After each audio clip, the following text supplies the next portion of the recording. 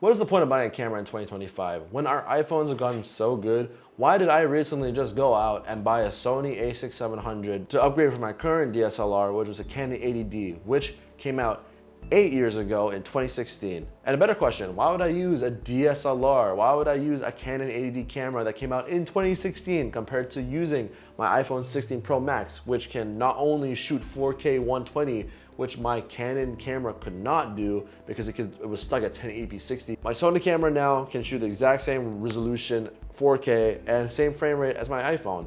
And why would I want to just not use the iPhone? Why would I spend $2,000 on a camera and a lens just to not use this when it's in my pocket the whole time? And they shoot, in theory, the same type of video. Well, that's what I'm gonna explain today. iPhone cameras are so good nowadays, and I think this is awesome. I think it's awesome that anyone can get into photography and videography. I think it's absolutely insane that people are using iPhones to film like actual movies, and I think that's really crazy. Like, you know, the ones are going to movie theaters instead of using those IMAX cameras we're using iPhones. I think that's absolutely insane. And want to talk about why I would use my 8-year-old Canon camera compared to my phone camera? It's because of the sensor. And it's the sensors that really make a difference in terms of why I think that the iPhone just can't shoot video as well as a full-fledged camera like this one. Pretty obvious to me that the sensor sizes are just not the same. If you need to know, a bigger sensor size is generally better than a smaller sensor, and an APS-C sensor, which I'm using right now, is not as big as a full frame, which is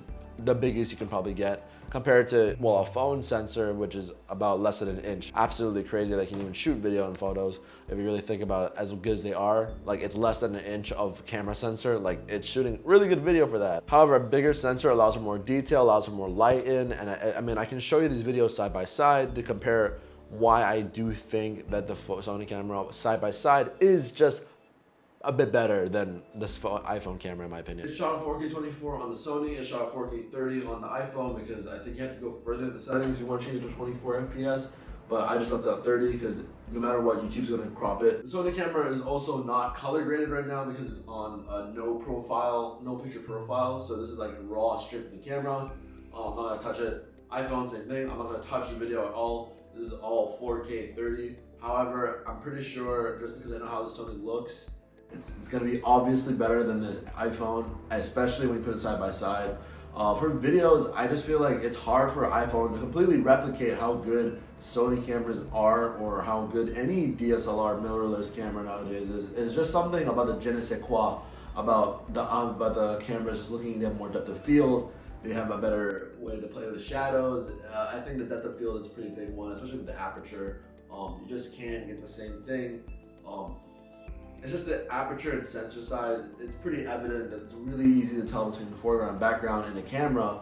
However, in the iPhone, it's just not as pronounced, at least in my opinion. The real reason for that is because I do think an iPhone is still limited by its hardware nowadays. It can't compete with a real lens. It can't compete with a huger sensor. It's not gonna compete. However, I don't think the software is really, really good on these iPhones, and that's why it allows them to even think about competing with these other cameras, because the software is just so good at making these cameras look really, really well. And I think the videos don't look as good as photos, because I think videos are such a real-time thing. You can't really process the image as well because it's a video. There's constantly a bunch of things happening. However, I think a photo, iPhones are really, really good at doing photos, and I think they're actually on par, if not comparable, if done right, compared to an APS-C sensor. I mean, look at this photo. I think you can kind of tell which one is the better one, but they're both really good photos, right? And if you had to choose one, which one would you choose? This is the reveal of which camera it is. I'm not surprised if you could tell, because there's one big tell. I mean, the truth is, the fact that we can compare them, and I think it's like, it's not super obvious, like, oh my God, this camera is so much worse than the other one. No, it's like, okay, there's a tell, but they're still both really good photos in terms of like quality. Like, they just look like good quality photos. So coming back to the question, why would I want to spend $2,000 on that if the phones are already this good for taking photos? And that's the truth. You don't really need to spend that much money to get a good photo or video camera. I mean, even though we can comparatively side by side that the APS-C sensor just takes better video than iPhone, that does not mean by any means necessary you have to go out and buy a huge camera to get this like great quality, because the iPhone quality is still pretty great compared to what we had 10 years ago. And it's still really clear, it's vivid. And the truth is, as long as it doesn't obscure your goal of telling your story, why does it matter how good the camera is? Yes, there's always gonna be a better camera out there. So if I have to recommend right now, why would you go out and buy a camera? I'd say if you just wanna start making content, the camera. You don't need a special camera. Coming back to the sensor size stuff, I want to talk about that a little bit more. There are two things off the top of my head I can just talk about that don't change on an iPhone. Number one is the aperture. Aperture is fixed on an iPhone. If you don't know what aperture is, aperture controls the light that's led into the camera. Like a normal camera like this mirrorless would open up the hole bigger so it can see more light, more bokeh, more detail. It's generally more light is better for photos because you get more detail. However, iPhones are stuck at that. And normally you can actually increase your aperture to like f8, f10, whatever. And physically the camera can close or open the hole. The iPhone can't, so it just uses software to mimic it. And for the most part, you can't really tell, but definitely it's still noticeable to most photographers and professionals. They can tell the difference between a phone camera faking aperture compared to a real camera with real bokeh. It's pretty obvious to some of us, and it's just the fact, and actually the fact you can't change that on a phone. You're limited to this. Another thing is the focal length. You just can't change the focal length, and focal length actually just changes the perspective on a lot of things. If you saw this video here, I'm just gonna take this clip from this video over here. I'll link it in the description below. It's different. Some perspectives look different with different focal lengths, and you can't fake it with a real camera. However, on the iPhone, they just kind of zoom in. Samsung has a really big optical zoom in. I know that was a big thing for a while. They love optical zoom or like 100 times zoom, whatever.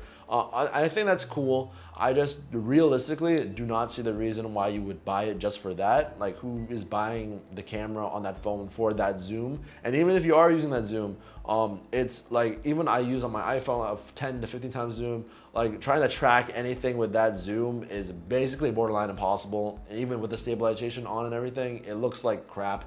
You just don't want to use it at that zoom level. That's why real cameras can have like a 75mm, 100mm. They have lenses for those things for telephoto because they don't look like shit at that speed, at that far range. Another thing obviously is the fact that you can even change lenses. And although I do think iPhones have like those mounting systems, like Moment does mounting on the mounting cases with the special lenses on the iPhone, it's a lens on top of a lens. You can only get so much. I mean, it's definitely gonna be better than what this can provide. If you really want to go for like those weird like anamorphic lenses or whatever on a current iPhone, it's definitely possible.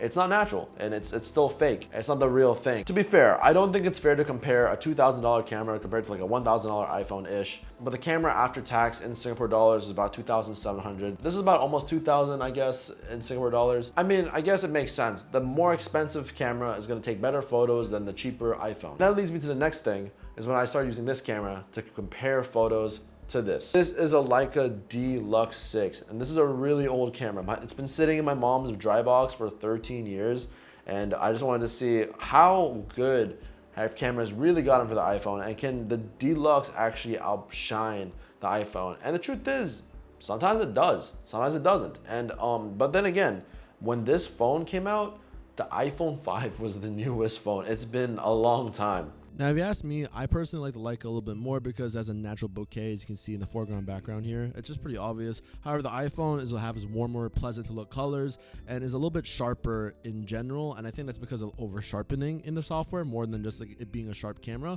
I think the Leica has a more natural color look, which is what I think is what I will aim for. But some people might just like the pleasant, more saturated colors of the iPhone. However, I prefer the Leica. No matter how much processing or how much hardware they change with an iPhone, it's still a phone. This is a camera, and these are things that you just can't fake. And the thing is, if you just want to take photos, this is really affordable. This is only 300 to 400 bucks on the used right now on this carousel.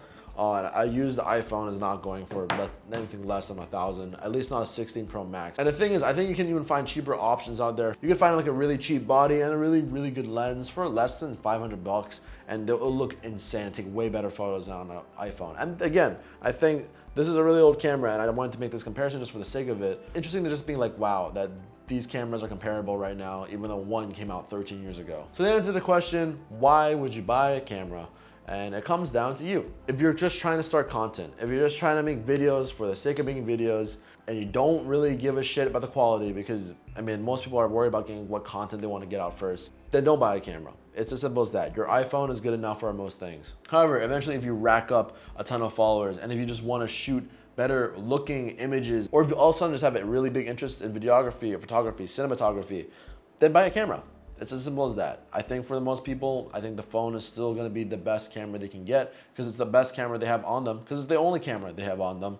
And however, not everyone's willing to spend $2,000 just to look more cinematic nowadays. I hope this was at least an interesting video to talk about. I just really wanted to make this video. I was just really interested because I just bought this camera. I just really love shooting things. If you haven't noticed, I think I take it from my mom. My mom's a photographer. I like video. I just thought it was a really interesting topic and I really liked making this video. So yeah, I hope you guys enjoyed this video and like and follow for more. Peace.